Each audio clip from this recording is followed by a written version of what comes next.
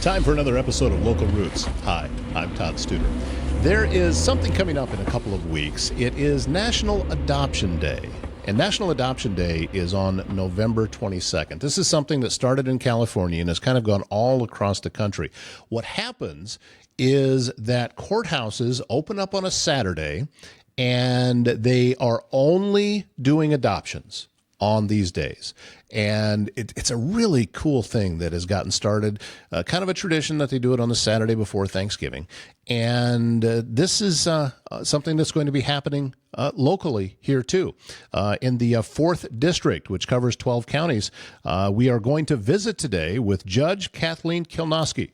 She is a senior judge with Iowa's Fourth Judicial District, and she's going to be heading up some of these adoptions on November 22nd. And I thought we should talk with her and just see what it's like, not just for her, but also for the families. You know, judges, they have a tough job. And typically they're dealing with a lot of negativity. But what a wonderful, positive day they get to be a part of. And we're going to talk with Judge Kilnoski about that coming up on today's Local Roots. Service Master Restored by Schmader knows it can be hard to get back to normal when you've suffered serious property damage due to flooding, fire, or smoke. And you may also be left with all sorts of questions about how to get your home or business back to normal. Service Master Restored by Schmader is going to restore your space by offering quality and commercial residential and restoration services located in Council Bluffs and all of Southwest Iowa. Call 402-339-9911. And if you have a leak, a clogged drain, or even if you're planning a big remodel, Waldstein Plumbing has you covered with fast, reliable service and expert craftsmanship, handling everything from small repairs to major installation. They're locally owned and trusted, and they take pride in doing the job right the first time. So, residential or commercial, big or small, when plumbing problems strike, call Waldstein Plumbing. Visit them online at waldsteinplumbing.com and set up a free estimate. National Adoption Day is coming up on November 22nd, and in to tell us more is Judge Kathleen Kilnoski. She is the senior judge with Iowa's 4th Judicial District, and I can tell you that having talked and recorded my voice for most of my life, those are words that don't flow very well out of my mouth. Judicial District. That is tough. We didn't set it up to trip you up, Todd, I promise. It reminds me years ago when I used to, state volleyball tournament was in Cedar Rapids at the U.S. Cellular Center. That one took a while to get down to. Yes. National Adoption Day on November 22nd. What is this? What is the day going to be all about? Well, in 1999, judges in California realized that they had a backlog of cases regarding kids who had been in foster care, who were ready to be adopted, and they simply did not have enough time on their day-to-day schedules to get these adoptions accomplished. So some judges in California said, we're going to do this on a Saturday. That's the only time that will work, and we can get these adoptions finalized. And that springboarded into a national movement, and it was helped by other community and national organizations, including the Dave Thomas Foundation, and has spread across the United States. For those who aren't familiar, Dave Thomas, founder of Wendy's, and he was huge in adoption. I believe he adopted his daughter, Wendy, and that's where the entire restaurant came from. Yes, I believe that's part of his story and part of the reason why he has supported adoption efforts through that foundation. But locally, in the 4th Judicial District, which includes 9 counties of Southwest Iowa, we have been participating in a celebration of Adoption Day since about 2006. So for about 19 years, we have opened our courthouse doors on a Saturday. Traditionally, it's the Saturday before Thanksgiving, and we finalize the adoptions of children who have been in the foster care system, who are now at a point where they are ready to be adopted by their forever families. And we've made this a celebration just to mark the incredible support and love and stick-to-itiveness that the families who are adopting these kids have shown. We celebrate the resilience of these kids who have often been through a lot of background and trauma and circumstances far beyond their control, but who themselves are ready to say, yes, I want to be in a forever family. And these folks have chosen themselves and found each other and make that legal commitment through our adoption hearings on Adoption Day. So it's an opportunity for children to be able to celebrate the day that they're joining a new family, and also a day to celebrate those that have opened up their homes to that and have made themselves available past the foster parent level into Correct. You're not a foster child anymore. You're just a child. Exactly, exactly. And so legally, children who are adopted have all the same rights. Parents who adopt children have all the same rights and responsibilities as if those kids were born naturally to the parent. The parents have the responsibility to provide for the kids, to raise them, of course, to love them. Kids can inherit from their adoptive parents, and it's a two-way street.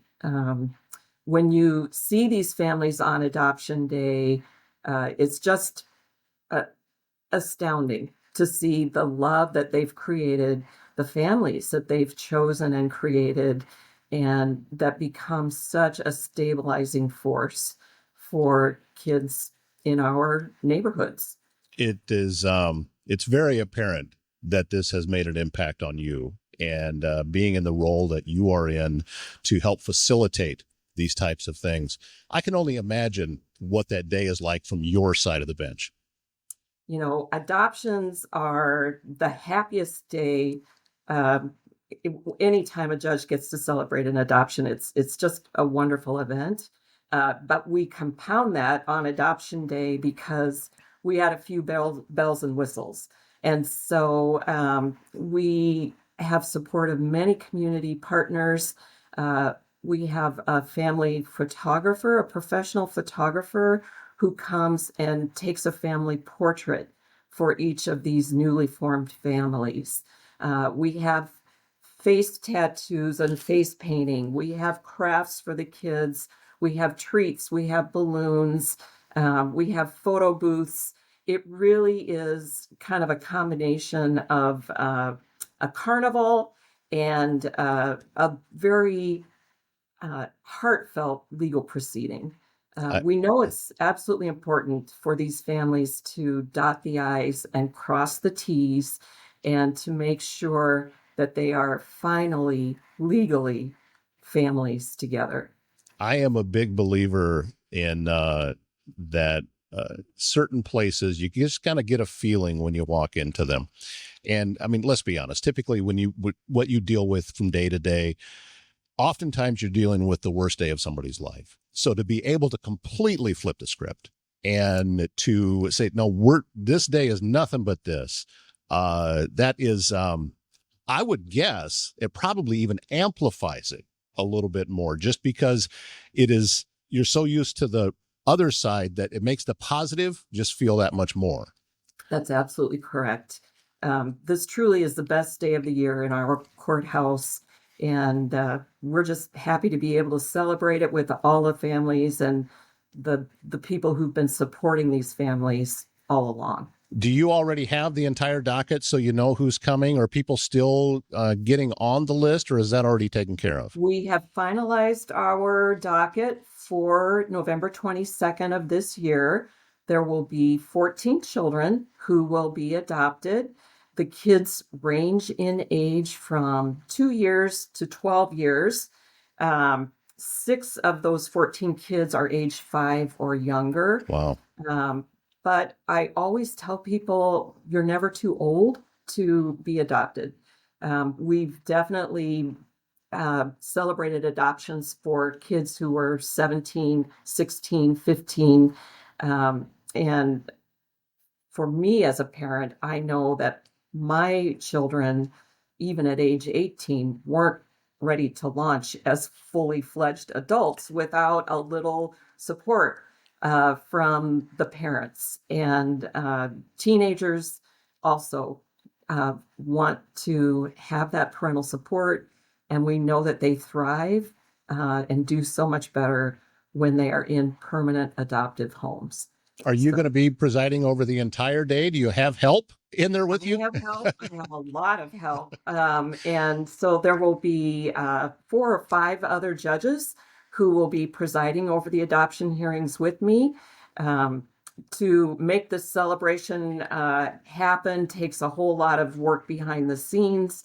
And I have a lot of partners at the Iowa Health and Human Services, our social work folks who really get down to the nitty gritty and make sure we have cupcakes and cookies and balloons and flowers and books and blankets. My own Altrusa Club provides a blanket embroidered with each kid's name on it and the date. And the judges get to hand the child this blanket, kind of a cute, fuzzy, warm thing for the kids to have at the end of their adoption hearing. We give the kids books because when should a child not be given a book? It's a great excuse to hand out books to kids.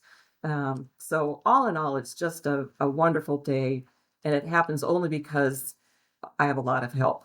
It sounds like the planning stages for this have probably been going on for a while. Now, you know that the Saturday before Thanksgiving is going to be coming up, but still, a lot of legwork needs to take place ahead of time. How far back do you start getting ready for National Adoption Day? We usually start in September, August, September, at least to start talking about it. The families who are involved in these adoption hearings have been working through the juvenile court. The process to make a child available for adoption first involves trying to heal their own families and to see whether or not these kids' parents can take care of them. And so when those efforts have been exhausted and there just are not the right kind of services, or parents just have not been able to make things happen in a timely way, then after parental rights are terminated, then children are made available for adoption. And that process can take a while, sometimes more than a year for some of these kids who have been waiting for a safe and permanent home. And no, So it's not just about making sure that everything, all the procedures followed. It's also about making sure that the right decision's being made. I mean, and that does take some time to verify all of that. So obviously, yeah, I understand that it's got to take a while. it does take a while. And so we have to let that process take its course and give the natural parents an opportunity to do things better and to show that they can be stable.